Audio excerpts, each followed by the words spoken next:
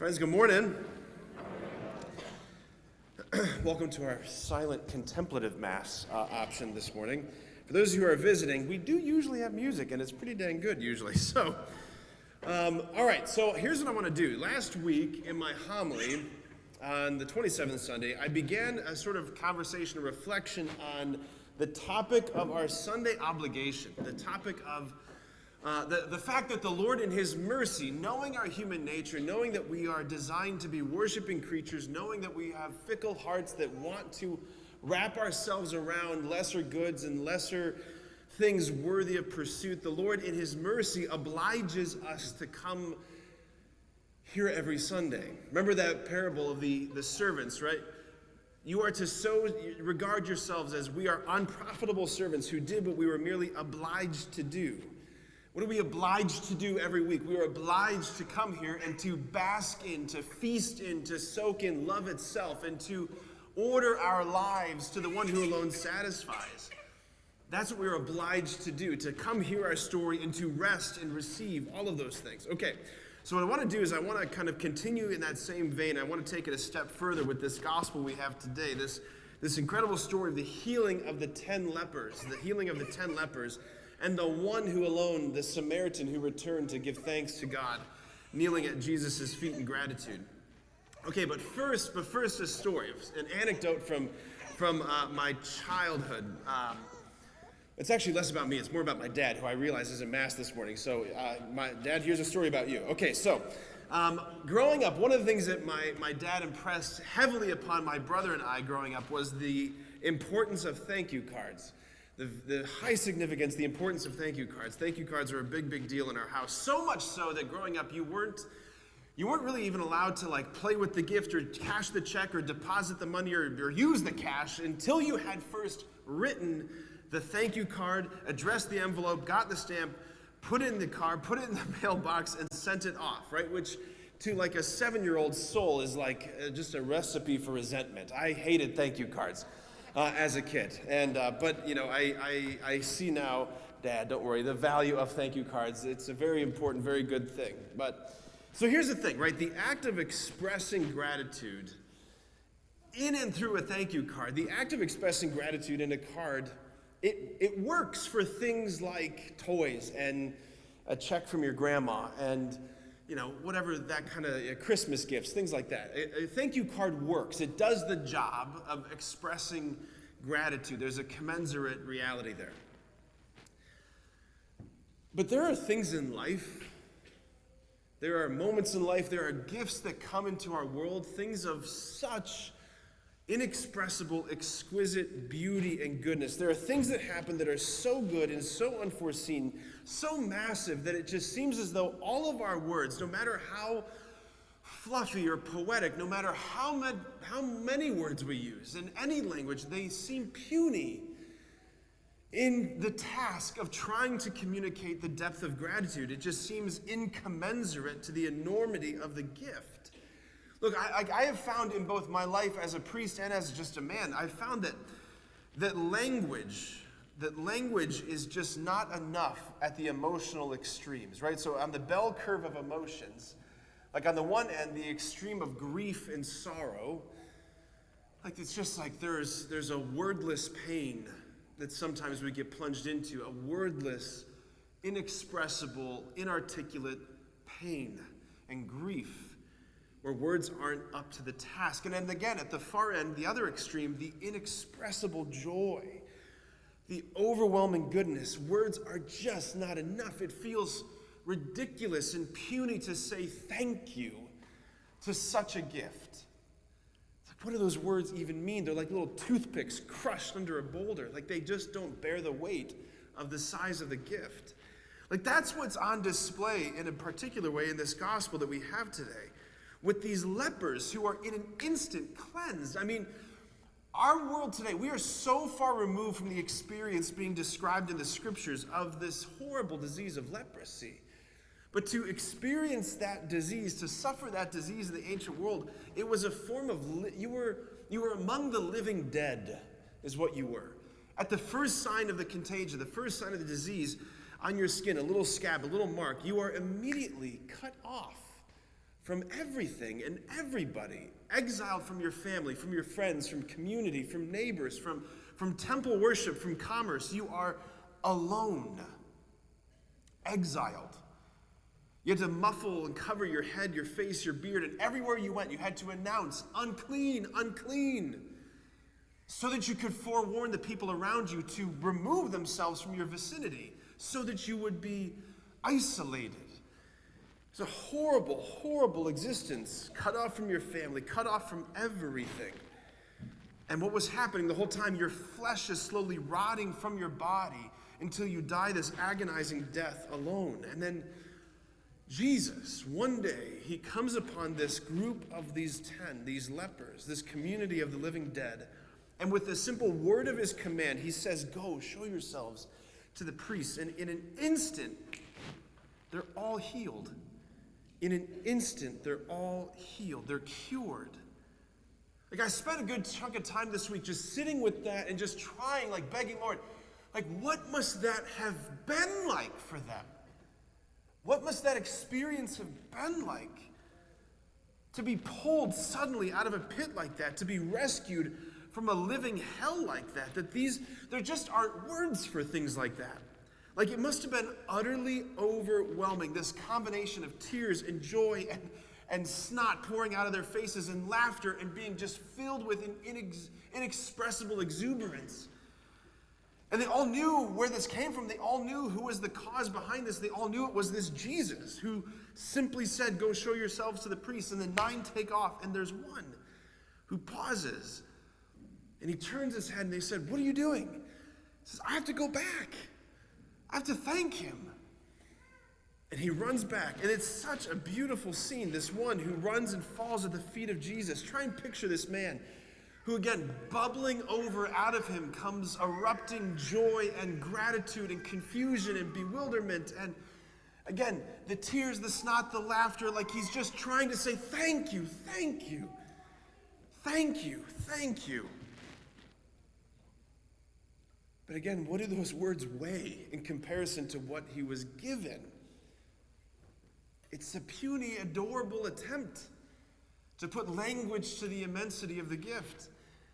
But this scene of these lepers, this is an icon of the entirety of the spiritual life. It's an icon of what Jesus has done and is doing for all of humanity.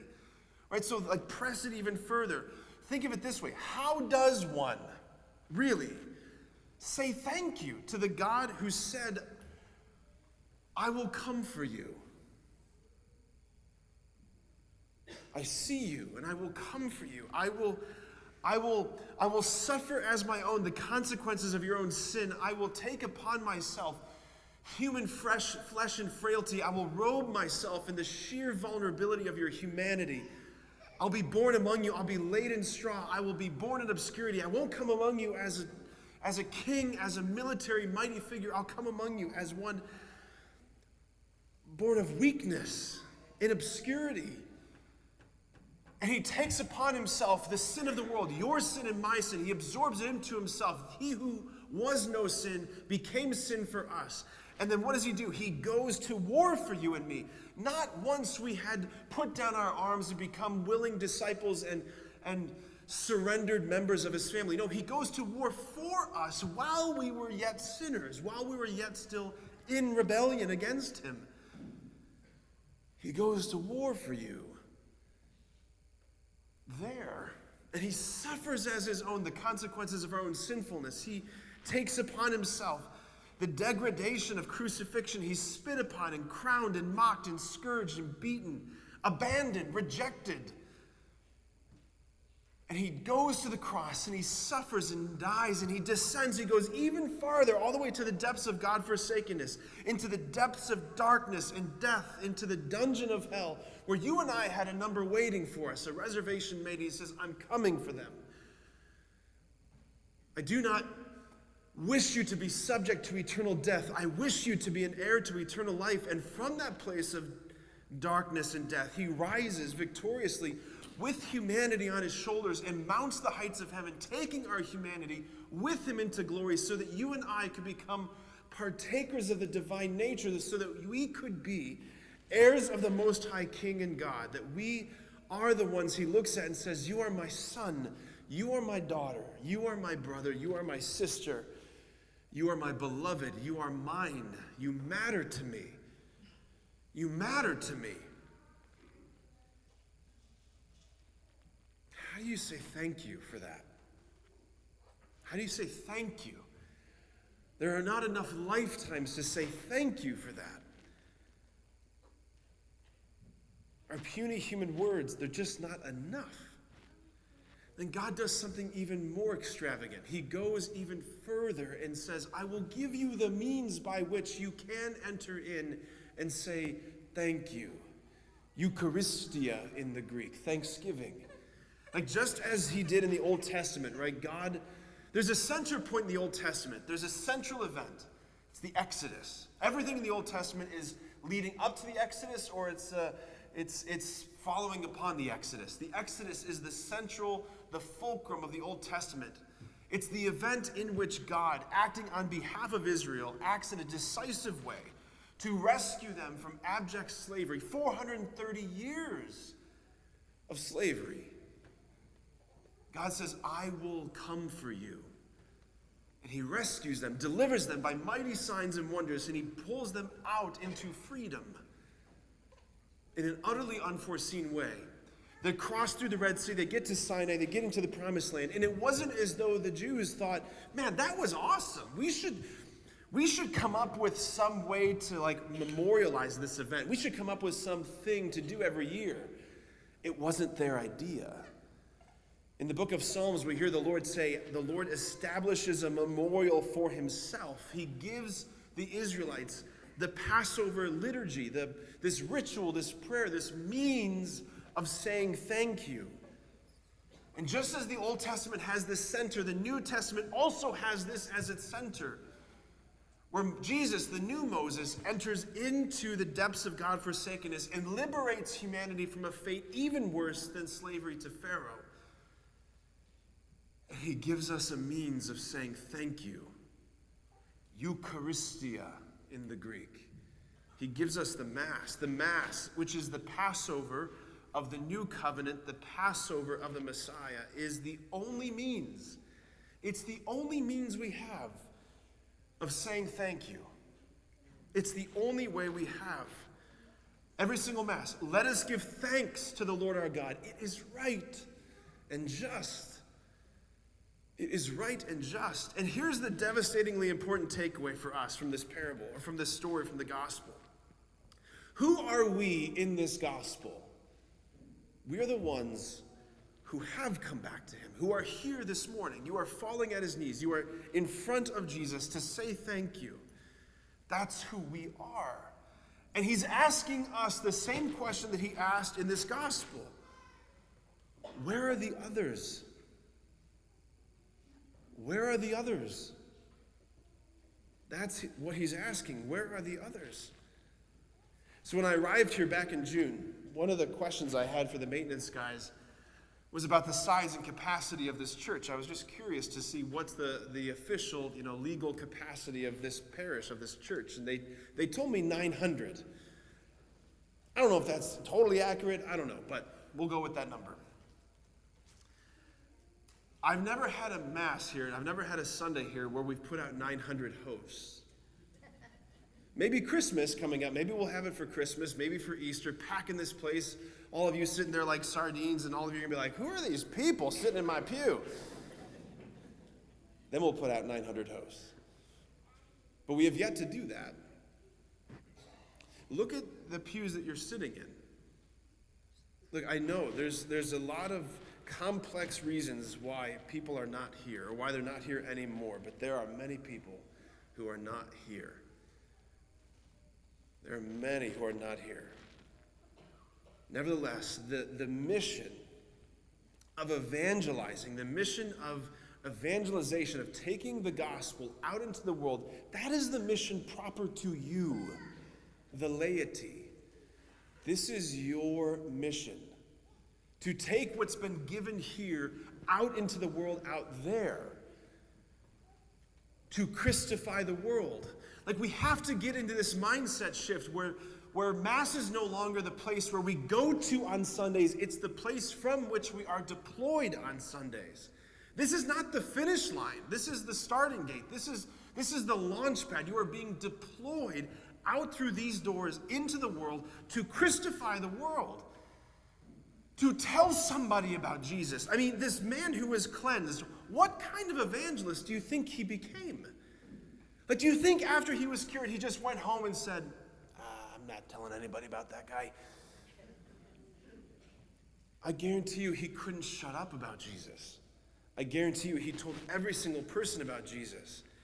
I guarantee you he could not stop talking about what Jesus had done for him. Like, that is what we are called to. That's what you are called to. You are called to be a living tabernacle. That tabernacle up there, that thing is bolted down to that pedestal. Believe me, I've tried to move it. I haven't really. That'd be a weird thing to catch on the security cameras. Local priest shakes the tabernacle. Are you in there? Yes. Okay, anyway. That thing is bolted down. It's not going anywhere. And that's for good reason. But you have legs and a life and friends and family and jobs and community. You are the primary tabernacle in which he seeks to dwell. That is beautiful and wonderful, but it pales in comparison to you. That what you receive in here, the Lord is then commissioning you and sending you out into the world to tell people about what he's done for you. So here's the homework I want to give you. We have to learn how to begin sharing our testimony. We as Catholics, this is so foreign to our experience. We are so privatized in our thinking. We don't think of ourselves as missionaries and evangelists. And if we don't start thinking that way, we are going to cease to exist. It is our primary mission as the church. The church exists to evangelize. The church exists to bear the gospel, the lumen, the light, to the Gentiles, to the world. That is our mission. And you know how it's not going to work? It's not going to work if we go out of here with this sort of moralizing arrogance and say, hey, person, looks like your life is kind of in shambles. If you'd like to be great like me, you should come to church, right? We're not going to move a lot of hearts that way. But if you become good at telling your story, that's the thing that flipped the world upside down 2,000 years ago by the witness of their lives and the testimony that they told of how Jesus changed you, how Jesus entered your world, how Jesus made all the difference. If you can begin to tell that story in 2 minutes, man, what a gift. And I want you to begin asking yourself, can I even tell that story? If you haven't told that story to your kids, I want you to tell that story to your kids, to your grandkids. And to the kids and the grandkids who are here today, if you don't know that story about your parents, I want you to pester them until they tell you. Father Patrick told us to ask you to tell us your story. What's your story, Mom? What's your story, Dad? What's your story, Grandma? What's your story, Grandpa? And if you're sitting there thinking, Father, I don't think I have that story. I don't know what you're talking about. Fine. Then start there. That's the place you start in prayer. Lord, I'm begging you to crash land into my life, to flip things upside down. If you can encounter this man, if you can do it for one in the gospel, you can do it for two. If you can heal him, you can heal me. If you can encounter him, you can encounter me. And I'm asking you, Lord, I'm begging you, enter my life. Enter my life. That's your homework. Friends, look, there just aren't enough lifetimes to say thank you for what he's done for us. This is our feeblest attempt to say thank you. In his generous mercy, he gives us the means to say thank you. And he's looking at you, he's looking at me, and he's asking us, go find the other 9. Go find them. Go tell them. Go bring them. Go invite them. Invite them here.